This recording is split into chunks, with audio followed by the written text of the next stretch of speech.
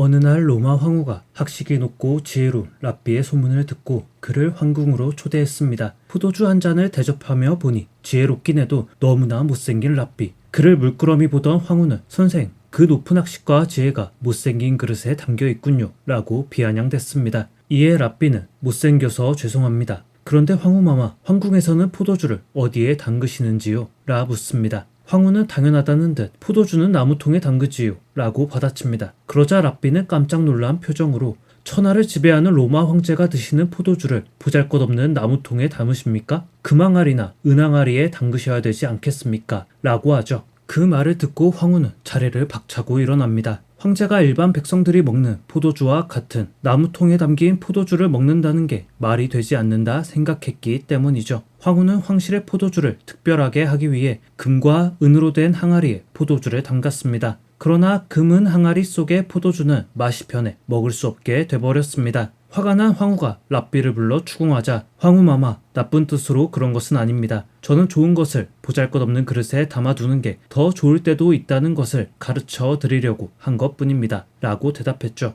이 일화는 탈무드에 나오는 내용입니다. 우리는 외모에 대해 평가하고 판단하기를 좋아합니다. 물론 본능적인 부분에서 기인하는 것도 있으니 꼭 나쁘다고는 할 수 없지만 도가 지나쳐 외모로만 사람을 판단하거나 차별하는 경우도 왕왕 발생합니다. 오늘은 단순히 외모가 떨어지는 것에 대해 문제의식을 갖고 있다고 보기에는 훨씬 깊은 주제지만 결국 외모가 많은 것들을 바꿔놓은 크리처에 대한 이야기를 하려고 합니다. 뮤지컬로도 영화로도 여러 차례 제작되었던 메리 셸리의 소설 프랑켄슈타인을 말이죠.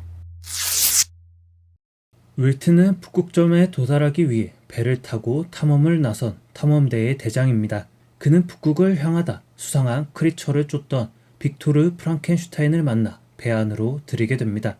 그를 살뜰히 살피던 윌트는 그가 정신을 차리자 이런저런 대화를 나누게 됩니다. 그는 어렸을 적부터 결혼을 약속했던 엘리자베트란 여자가 있었단 말로 이야기를 시작합니다. 또한 클레르발이라는 친절한 친구와 함께 행복한 유년기를 보냈단 이야기도 함께였죠. 17이 된 그는 대학교에 진학합니다. 자연 철학, 그 중에서도 화학에 심취한 빅토르는 맹렬한 속도로 관련 서적을 읽어나갑니다. 가장 큰 관심을 끌었던 것은 생명을 부여받은 모든 동물의 신체 구조였습니다.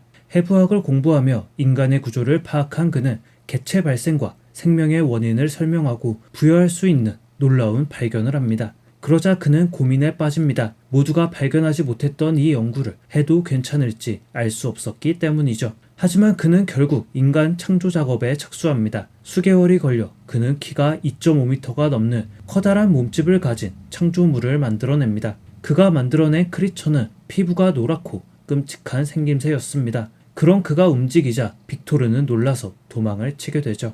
그러다 길거리에서 클레르발을 만납니다. 창백한 안색에 자신을 걱정하는 클레르발 앞에서 빅토르는 혼절하게 됩니다. 신경성 열병으로 투병하던 그는 몇 개월을 집거해야만 했죠. 그 기간 동안 클레르발의 열성적인 간호와 엘리자베트의 편지가 전해오며 빅토르는 마음을 다잡습니다. 그런데 얼마 뒤 아버지로부터 편지가 도착하는데 거기에는 충격적인 내용이 적혀 있습니다. 아직 어린아이였던 조카 윌리엄이 살해당했다는 것이었죠. 곧장 제네바로 향하던 빅토르는 비가 오는 들판에서 움직이는 괴이한 생명체를 발견하는데 그가 만들어낸 크리처임을 알게 됩니다. 집에 도착해보니 아버지와 다른 가족들은 윌리엄을 살해한 것이 하녀로 일하던 유스틴이라고 생각하고 있었죠. 빅토르와 엘리자베트는 유스틴의 무고함을 주장하며 재판장에서 맞서나 그녀에겐 윌리엄이 가지고 놀던 장난감이 주머니에서 발견되었기에 그녀는 사형에 처해집니다. 충격과 비탄에 빠진 프랑켄슈타인가의 사람들은 과거를 잊고 기분 전환을 위해 여행을 떠납니다. 그곳에서 평화로운 일상을 보내던 빅토르는 크리처와 조우하게 되죠. 빅토르는 노기를 띠고 그에게 화를 내지만 그는 자신의 이야기를 들어달라는 간청을 합니다. 그의 이야기는 이렇습니다. 추위와 배고픔에 떨던 크리처는 산에서 나는 열매나 먹으며 연명하고 있었습니다. 그러던 중 성실하고 단란해 보이는 가족이 사는 오두막을 발견하고 몰래 그들을 도와주게 됩니다. 때가 되었다고 생각한 시점에 그 집에 들어간 그는 맹인의 노인에게 자신의 사정을 털어놓으려 했으나 그러지 못했고 아들 부부 내외가 돌아와 괴물 같은 자신을 쫓아냈다는 것이죠. 인간과 살아갈 수 없다는 걸 알게 된 크리처는 자신이 가진 외모의 한계를 받아들이기로 합니다. 대신 자신처럼 생긴 괴물 신부를 만들어 달라는 요청을 한 것이죠. 빅토르는 화를 내며 길길이 날뛰었지만 이내 그의 요구가 합당하다는 걸 알고 그 제안을 받아들입니다. 그렇게 다시 금단의 과학을 사용해 크리처를 만들게 되는 빅토르. 그런데 완성에 가까워질수록 그는 다시 딜레마에 빠집니다. 신부를 만들었는데 그 신부가 빅토르와 조용히 지낼 수 있을지, 그들이 더 본격적으로 인간 사냥을 하지는 않을지 걱정하게 된 것이죠. 어느 저녁 실험실에서 괴물을 만들던 그는 크리처가 창문 밖에서 자신을 보며 미소 짓는 모습에 화가 나게 되고 만들고 있던 괴물을 모두 파괴해버리게 됩니다. 이에 분노한 크리처는 복수를 선언하죠. 그가 사랑하던 친구 클레르발과 아내 엘리자베트, 크리처는 차례대로 소중한 사람을 앗아갑니다. 이에 분노한 빅토르는 괴물 사냥을 위해 그를 추격하고 있었고 그러던 중 윌튼에게 발견된 것이었죠. 하지만 긴 모험으로 쇠약해진 빅토르는 이내 윌튼의 배에서 눈을 감게 됩니다. 그런 윌튼의 앞에 크리처가 나타납니다. 윌튼은 그의 외모에 깜짝 놀라면서도 그가 저지른 악행에 대해 비난합니다. 놀랍게도 크리처 역시 깊은 죄책감에 빠져 있었으며 그의 소중한 사람을 앗아가고 얼마나 후회했는지 털어놓습니다. 그는 북극점 어딘가에서 삶을 마치겠노라 선언하며 배에서 훌쩍 뛰어내립니다. 빅토르 프랑켄슈타인은 뛰어난 지혜와 창의성을 바탕으로 생명을 만들어냅니다. 이는 생명은 신이 사사하는 고귀한 것이라는 금기를 깨는 행위이기도 합니다. 그래서 그는 대단한 기술을 만들었음에도 자랑하지 못하고 아무도 몰래 생명체를 만들어낸 것이죠. 그렇게 탄생한 괴물은 그에게 큰 충격으로 다가옵니다. 괴물의 아버지이자 어머니인 창조주 빅토르. 그는 자신이 만들어낸 자식과도 같은 존재를 외면한 채 도망칩니다. 그가 뛰어난 외모를 가졌다면 빅토르는 의심 없이 성을 사사할 수도 있었을 겁니다. 하지만 그러기엔 크리처의 모습이 너무나 기괴했고 인간이라 부를 수 없는 묘한 차이가 있어 그는 두려움에 떨 뿐이었죠. 빅토르의 성이었던 프랑켄슈타인이 그가 그토록 경멸하던 크리처의 대명사로 불리게 된 건 아이러니합니다. 그는 온몸으로 크리처의 존재를 부정하려 했으며 그를 죽이기 위해 목숨을 걸었던 사람이었으니 말이죠. 하지만 비극에서 오는 강렬함과 영화화되며 대중들의 머릿속에 각인된 괴물체의 모습이 빅토르보다도 강한 인상을 주게 되었고 이는 그가 만들어낸 크리처의 대명사이자 많은 괴생명체의 대표격으로 불리게 되었습니다. 아마 빅토르가 실존했던 인물이라면 통탄을 금치 못할 상황이었을 겁니다. 하지만 프랑켄슈타인, 아니 빅토르가 만들어낸 괴물에게도 나름의 사정이 있습니다. 그의 이야기를 들어보면 쉽게 비난할 수는 없을 겁니다.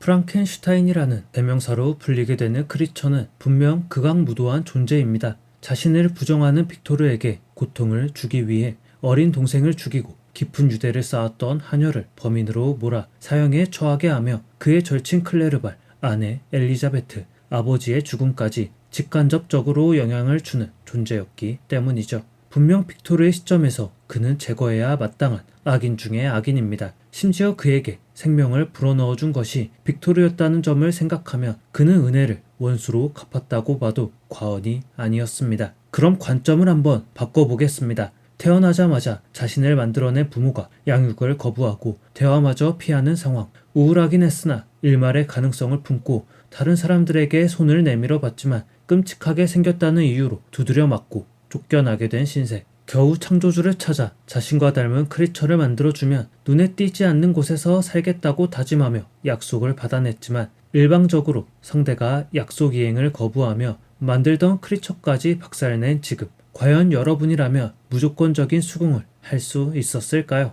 물론 그의 행동이 잘했다거나 칭찬받아야 할 일이라는 건 아닙니다. 다만 그 역시 생명을 부여받은 생명체라면 나름의 행복 추구권은 있어 마땅한 것이라는 거죠. 그의 제안은 굉장히 합리적으로 보일 뿐 아니라 연민까지 불러일으킵니다. 빅토르가 우려하는 최악의 사태 역시 발생할 수 있음을 부정할 순 없지만 크리처가 제시한 방법이 나름 양보된 제안이었다라는 점을 감안한다면 그의 선택과 요구가 과하지만은 않게 느껴졌습니다. 괴물과 창조주 모두 각자의 사정이 있고 슬픔이 있습니다. 한 면만 들여다봐서는 그들의 심정을 헤아릴 수 없는 이유가 여기에 있었죠. 우리는 빅토르에게도 크리처에게도 돌을 던질 수 없습니다. 그들이 택한 윤리적인 문제 몇 개에 대해 지적할 수는 있어도 일이 벌어진 후 그들이 택한 각각의 선택은 무조건적 오답은 아니었으니 말이죠. 그럼 질문의 방향을 바꿔보겠습니다. 우리가 빅토르였다면 어떤 결정을 내리게 되었을까요? 그 선택은 과연 정의로운 것이었을까요? 다양한 대답이 나오겠지만 저는 아마도 빅토르와 비슷한 선택을 하지 않았을까 싶습니다. 여기서 빅토르와 비슷한 선택을 한다는 것은 이미 크리처를 만들어낸 뒤라고 가정했을 때인데 저 역시 소중한 사람을 앗아간 크리처가 있다면 그를 제거하고 싶은 마음이 앞섰을 거라 생각합니다. 이 말은 아까 제가 이야기했던 크리처에게 돌을 던질 수 없다는 말과 반대되는 것처럼 들릴지도 모르겠습니다. 하지만 동시에 빅토르에게도 돌을 던질 수 없다 이야기했던 말처럼 어떤 선택이 나오든 그 나름의 이유가 있을 거라는 이야기이기도 합니다. 정의로운 결정이 항상 최선의 선택은 아니고 최선의 선택이라 내린 결정이 항상 정의롭지도 않습니다. 정의는 시대의 흐름과 사회의 배경에 따라 다르게 읽히고 때로는 옳다고 믿었던 결정이 후에는 부도덕한 일일 수도 있습니다. 즉, 이 사태에서 무조건적으로 한쪽을 지지하고 그 방법이 옳다고 할 만한 묘수는 존재하지 않는 것이죠. 물론 중도의 답을 내릴 수도 있겠습니다. 크리처를 설득한다거나 그가 원하는 대로 크리처를 만들어주되 어떤 장치나 제약을 만들어 그를 통제하는 방법도 있을 테니 말이죠. 하지만 그런 답안 역시 제대로 약속이 지켜지거나 장치가 오차없이 작동해야 한다는 또 다른 가정을 추가해야만 합니다. 즉, 어떤 답도 정답이 될 수 없는 딜레마에 빠지게 되는 것인데 어쩔 수 없이 자신이 믿는 정의를 관철하고 조금 더 도덕적이거나 개인이 만족할 수 있는 선택을 내릴 수밖에 없을 것입니다. 이 무거운 딜레마는 책을 읽고 난 뒤에 아주 서서히 잠겨오는 것처럼 다가왔습니다. 처음에 크리처를 비난하고 읽던 제가 도중에는 빅토르의 이기심과 오만함을 멸시하게 됐으니 말이죠. 여러분은 이 이야기를 듣고 어떤 등장인물에 더 감정이입이 되셨나요? 그리고 마침내 내릴 결론이 과연 도덕적이고 무결한 답이었나요? 흉측한 외모로부터 기이나 문제가 여러 복합적인 딜레마를 낳은 사건인 만큼 단순하게 이야기할 부분은 아닐 겁니다. 그러나 이런 논쟁적인 주제야말로 소설이 주는 가장 원초적인 즐거움이자 궁극적인 지향점이 아닐까 싶습니다.